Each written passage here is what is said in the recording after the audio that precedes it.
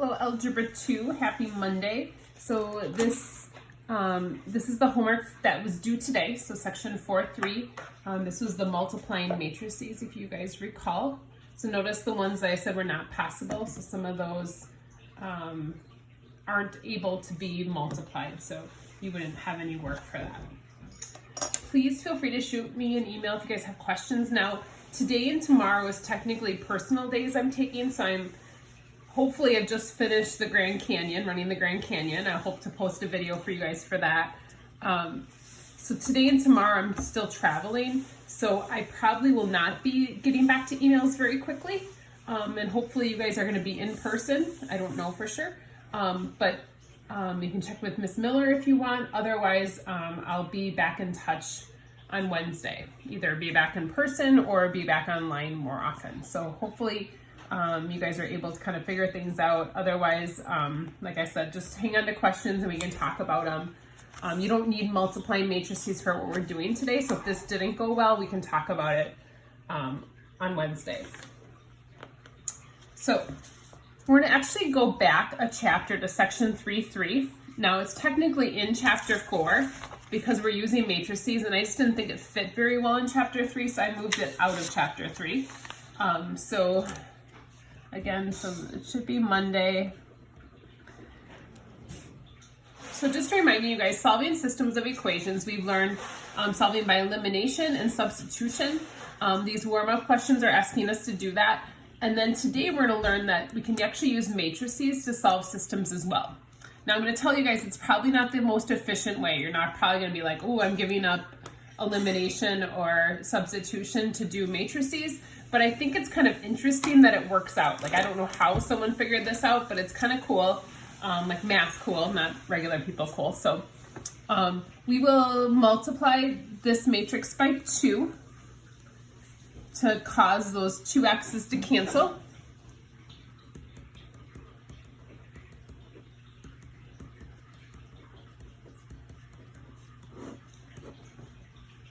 So we'll add these together. So 13y will equal 13. So we find out y is 1. Once I know what y is, I can substitute that back in to find x.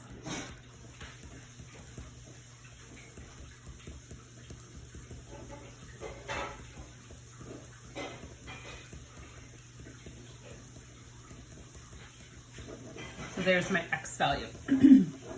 And so if you were to time me on that, it probably took me a minute to solve that problem. I don't know if Kramer's rule is quite that short. So again, this probably isn't going to be your favorite method, but again, it's kind of just interesting. And I thought it was good to show you guys when we're kind of talking about ways to use matrices.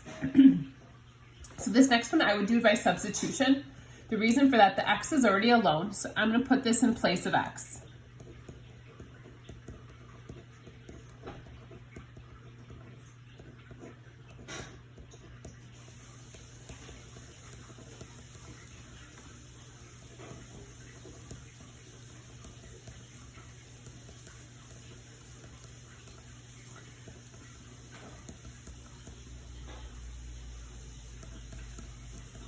So I find out that y is 4. Once I know y is 4, I can substitute that back in to find x.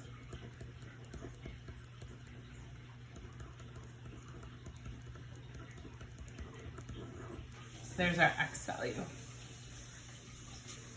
Probably similar in terms of like time and effort to solve that. So just kind of making sure we remember how to do that. So we're going to learn something called the determinant. Now, I thought the determinant was something good to talk to you guys about because every once in a while when I look at a practice ACT, the determinant shows up on there. And so I thought it'd be good to mention it and teach it to you because it shows up in this chapter anyway. We're not going to do this whole chapter, but we're kind of picking and choosing what I thought would be useful for you guys moving forward. So to find the determinant, we're going to explain it right down here. But in order to do a determinant, it must be a square. And they're going to call it an array or a matrix. And now what they mean by square is a 2 by 2, a 3 by 3, a 4 by 4, 5 by 5. Now we're only going to do these two. Anytime you get 2 by 2 is not difficult. 3 by 3 gets a little bit tricky. We're gonna do that tomorrow. But 4 by 4, anything beyond that is pretty complicated. So we're gonna kind of skip that. Now, I was talking with a parent, and just so that you guys know, your calculators, probably most of your calculators can't do this, but if you have a graphing calculator, it can do a determinant for you. Now, if you notice here, rather than having the brackets, they kind of have like absolute value symbols. That's how you know you're getting a determinant. So rather than having the brackets, these absolute value symbols are kind of telling us to take the determinant.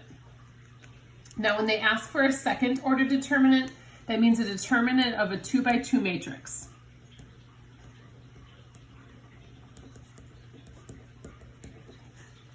So we're going to explain how to do that here. And like I said, it's not a very complicated idea. It's just not something that you would have thought of on your own. Like you wouldn't be able to come up with this, just figuring it out without anyone's help on it.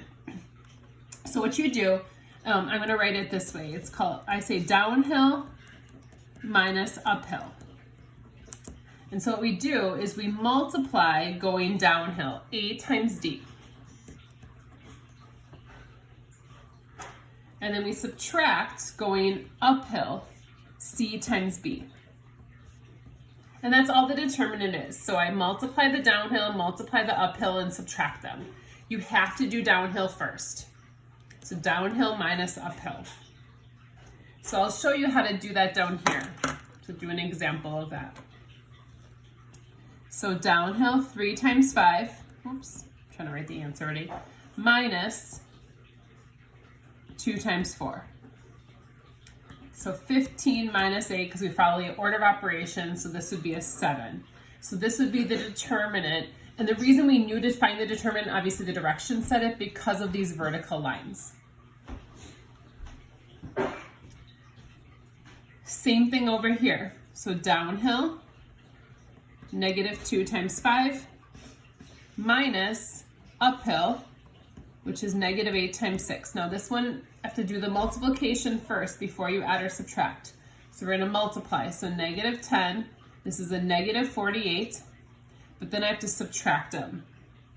So that double negative becomes a positive 48. So part of your homework today will be to just do determinants. So like the first half of your homework will be just finding the determinant of a 2 by 2 matrix. Again, tomorrow we're going to learn how to do a determinant of a 3 by 3, which is slightly different, but 2 by 2 just going downhill minus uphill. So we're going to flip this page to the back side here. Maybe I'll explain determinants first and then pause the video. Actually, I think I'm going to pause it now. So I'm going to pause for the second half and start a new video. Feel free, feel free to look up stuff online. So if you Google Kramer's rule online, I bet you'll find hundreds of videos that would explain it as well. But we'll stop the video for now and I'll start a new one here in a second. And again, you might want colors for this part because it might help to have kind of color coded.